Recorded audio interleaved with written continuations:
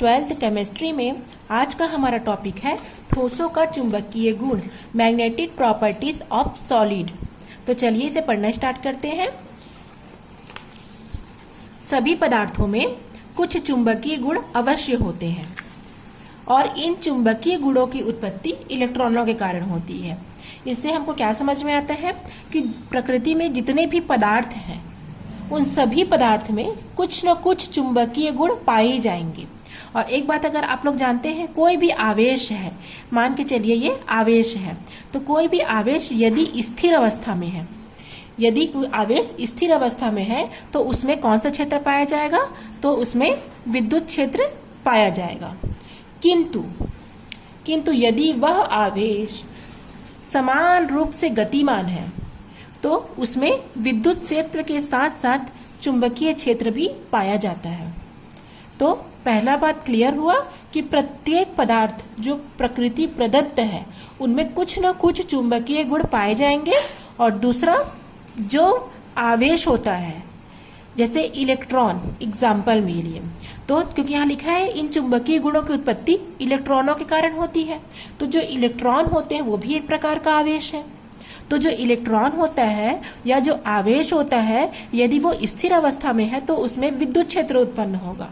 किंतु यदि वह आवेश समान रूप से गति कर रहा है तो वह चुंबकीय क्षेत्र की भांति भी व्यवहार प्रदर्शित करेगा। तो आगे देखते हैं। एक परमाणु में प्रत्येक इलेक्ट्रॉन एक अति सूक्ष्म चुंबक की भांति व्यवहार करता है।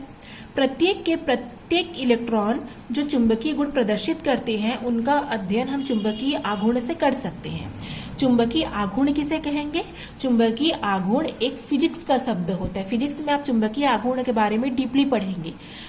अभी इसमें केवल इतना जान लीजिए कि चुंबकीय आघूर्ण चुंबकीय क्षेत्र को प्रदर्शित करने वाली एक भौतिक राशि को कहा जाता है। और हमको पता है कि परमाणु के चारों ओर क्या होते हैं? इलेक्ट्रॉन कक्षीय गति करते हैं। तो जब वो अपने कक्षक में गति करते हैं इलेक्ट्रॉन, तो वो गति करते हुए चुंबक की भांति व्यवहार करते हैं और इसका अध्ययन हम चुंबकीय आघूर्ण से कर सकते हैं। तो चुंबकीय आघूर्ण की उत्पत्ति के कारण इलेक्ट्रॉन में दो प्रकार की गति पाई जाएगी। पहली गति है नाभिक के चारों ओर कक्षकीय गति, जिसको ऑर्बिटल मोशन कहते हैं, और दूसरे प्रकार की गति है अपने अक्ष के चारों ओर चक्रण गति। तो इसके बारे में भी समझ लेते हैं कि ये होता क्या है। ठीक है, हाँ, मान के चलिए ये सूर्य है और सूर्य के चारों ओर क्या होता है? पृथ्वी। ये नाभिक जो है वो सूर्य है और सूर्य के चारों ओर अक्ष पर पृथ्वी गति करता है। सेम उसी प्रकार से नाभिक के चारों ओर इलेक्ट्रॉन गति करते हैं, तो नाभिक के चारों ओर इलेक्ट्रॉन कक्षा में गति करते हैं, तो इसे हम क्या गति कहते हैं? कक्षीय गति। इसके साथ साथ वह इलेक्ट्रॉन अपनी धुरी पर भी घूमते हैं। जैसे पृथ्वी अपनी धुरी पर घूम रहा है, वैसे इलेक्ट्रॉन भी अपने धुरी पर घूम रहे हैं, चक्रण गति कर रहे हैं। तो इस कारण उसे हम क्या कहेंगे? चक्रण गति। इतना क्लियर हुआ? ठीक है। प्रत्येक आवेश स्थिर अवस्था में विद्युत क्षेत्र की भांति कार्य करते हैं और गति करते हुए चुंबकीय क्षेत्र की भांति व्यवहार करते हैं। और यह जब इलेक्ट्रॉन गति करते हैं तो उनमें चुंबक के गुण प्रदर्शित होने लगते हैं। और चुंबकीय आघूर्ण की जो उत्पत्ति होती है वो दो प्रकार की गति के कारण होती है। एक तो इलेक्ट्रॉन के नाभिक के चारों ओर अपनी कक्षा में गति, इसे कक्षीय गति कहेंगे, और दूसरा स्वयं इलेक्ट्रॉन के अपने धुरी पर गति, चक्रण के समान गति को हम चक्रण गति कहेंगे। तो यहाँ पर चित्र में आप देख सकते हैं कि परमाणु के चारों ओर इलेक्ट्रॉन कक्षीय गति कर रहा है और यहाँ पर वो अपने ही धुरी पर गति कर रहा है। तो इस प्रकार से हम इसको चुंबकीय आघूर्ण की उत्पत्ति को हम देख सकते हैं। तो इलेक्ट्रॉन एक आवेशित कण है, हम सबको पता है इलेक्ट्रॉन में आवेश होता है, और आवेश होने के कारण एवं इनकी गति के कारण इसे एक छोटे से हम विद्युत परिपथ के रूप में मान सकते हैं। कि मान लो कि इसमें एक विद्युत धारा प्रवाहित हो रही है और इसमें चुंबकीय आघूर्ण पाया जाता है। क्यों? क्योंकि वो नाभिक के चारों ओर गति करने के साथ साथ अपने अक्ष पर भी चक्रण गति कर रहे हैं। इस प्रकार प्रत्येक इलेक्ट्रॉन के साथ स्थायी चक्रण और कक्षक चुंबकीय आघूर्ण संबंधित रहता है और इस प्रकार इसमें जो चुंबकीय आघूर्ण बनते हैं उनका मान बहुत ही कम होता है। इस प्रकार से हम आज ठोसों का चुंबकीय गुण पढ़ रहे हैं, तो पदार्थ में, प्रत्येक पदार्थ में जिसमें चुंबक के गुण पाए जाते हैं, उस प्रत्येक पदार्थ में चुंबकीय गुण के आधार पर चुंबक 5 प्रकार के होंगे, जिसके बारे में आज हमको पढ़ना है। पदार्थों में चुंबकीय गुण के आधार पर 5 प्रकार के होंगे: अनुचुंबकीय, प्रतिचुंबकीय, लौह चुंबकीय, प्रतिलौह चुंबकीय और फेरी चुंबकीय। तो एक एक करके पॉइंट वाइज इसको पढ़ते जाते हैं। तो सबसे पहले पढ़ेंगे हम अनुचुंबकीय पदार्थ किसे कहेंगे, और अनुचुंबकीय पदार्थों को पैरामैग्नेटिक पदार्थ भी कहते हैं, ये सबस्टेंस भी कहते हैं। तो इसे पढ़ना शुरू करते हैं। चलिए, पहला पॉइंट है, यह पदार्थ चुंबकीय क्षेत्र की ओर दुर्बल रूप से आकर्षित होते हैं। अर्थात कहने का क्या मतलब है, यहाँ आप देख सकते हैं चित्र में अयुग्मित इलेक्ट्रॉन की उपस्थिति अनुचुंबकीय पदार्थ में होती है। तो चूंकि इसमें अयुग्मित इलेक्ट्रॉन है, तो आपको पता है इलेक्ट्रॉन का ये जो गति होता है वो जो एक ऊपर की ओर जा रही है उसे हम क्लॉकवाइज कहते हैं, और जो नीचे की तरफ चक्रण हो रहा है उसे हम एंटी क्लॉकवाइज कहते हैं। ठीक है, मतलब एक इस प्रकार से गति कर रहा है तो एक इस प्रकार से गति कर रहा है अपोजिट में। तो ये जो चुंबकीय पदार्थ की ओर दुर्बलता रूप से आकर्षित होते हैं, प्रबलता से आकर्षित नहीं होते हैं। क्यों? क्योंकि ये एक ही दिशा में गति करते हैं और चुंबकीय क्षेत्र की दिशा में ये चुंबकित हो जाते हैं। अगर चुंबकीय क्षेत्र है और उस दिशा में इन अयुग्मित इलेक्ट्रॉन को रखेंगे तो वो क्या करेंगे, ये अयुग्मित इलेक्ट्रॉन उनकी ओर आकर्षित हो जाएंगे। ठीक है, ये चुंबकीय क्षेत्र की ओर आकर्षित हो जाते हैं क्योंकि इनमें कोई भी प्रकार का युग्मित इलेक्ट्रॉन नहीं है। अयुग्मित इलेक्ट्रॉन होने के कारण ये चुंबकीय क्षेत्र में जाने पर उनकी ओर क्या होते हैं, चुंबकित हो जाते हैं। तीसरा है, ये चुंबकीय क्षेत्र की अनुपस्थिति में अपना चुंबकत्व खो देते हैं। अर्थात जैसे ही चुंबकीय क्षेत्र को हम हटा देते हैं तो चुंबकीय क्षेत्र को हटा देने के कारण इनके में जो चुंबकत्व के गुण आते हैं वो ऑटोमेटिक खत्म हो जाते हैं। ठीक है, चुंबकत्व का कारण एक या अधिक अयुग्मित इलेक्ट्रॉन है। जो चुंबकत्व का गुण इसमें आता है उस चुंबकत्व के गुण का कारण इसमें एक से अधिक इलेक्ट्रॉनों का पाया जाना है और वो सारे अयुग्मित इलेक्ट्रॉन होते हैं। एग्जाम्पल O2, कॉपर 2+, Fe3+, ये सारे अनुचुंबकीय पदार्थ में आ जाएंगे। अर्थात सारांश रूप में यदि हम देखें तो लौह चुंबकीय पदार्थ किन्हें कहेंगे, लौह चुंबकीय पदार्थ जो चुंबकीय क्षेत्र की ओर दुर्बलता से आकर्षित होंगे और चुंबकीय क्षेत्र की ओर रखने में ये चुंबकीय गुण इनमें आ जाएंगे, लेकिन जैसे ही चुंबकीय क्षेत्र को हटाएंगे वैसे ये चुंबकत्व का गुण को खो देंगे और यह चुंबकत्व एक से अधिक इलेक्ट्रॉनों के कारण, अयुग्मित इलेक्ट्रॉनों के कारण होता है। ठीक है बच्चों, अब हम पढ़ेंगे दूसरा टॉपिक, प्रतिचुंबकीय पदार्थ। प्रतिचुंबकीय पदार्थ किसे कहेंगे? प्रतिचुंबकीय पदार्थ चुंबकीय क्षेत्र से दुर्बल रूप से प्रतिकर्षित होते हैं। प्रतिकर्षण का मुख्य कारण है इनमें युग्मित इलेक्ट्रॉन का पाया जाना। इन पदार्थों में सभी इलेक्ट्रॉन युग्मित होते हैं, इनमें अयुग्मित इलेक्ट्रॉन नहीं पाए जाते हैं। अर्थात जब पूरे इलेक्ट्रॉन जोड़े से ये परिपूर्ण है तो इसको बाहर की तरफ आकर्षित होने की आवश्यकता ही नहीं है, क्योंकि इनमें कोई भी अयुग्मित जोड़ा नहीं है, अयुग्मित है ही नहीं, सारे पेयर्ड है, इसलिए चुंबकीय क्षेत्र से प्रतिकर्षित हो जाएंगे। क्योंकि एक जो है वो क्लॉकवाइज करेगा और दूसरा जो है वो एंटी क्लॉकवाइज करेगा, तो दोनों क्या करेंगे, एक दूसरे को निरस्त कर देंगे। एक क्लॉकवाइज और दूसरा एंटी क्लॉकवाइज रोटेशन करने के कारण एक दूसरे को निरस्त कर देंगे, इसलिए चुंबकीय क्षेत्र से प्रतिकर्षित हो जाएंगे। ठीक है,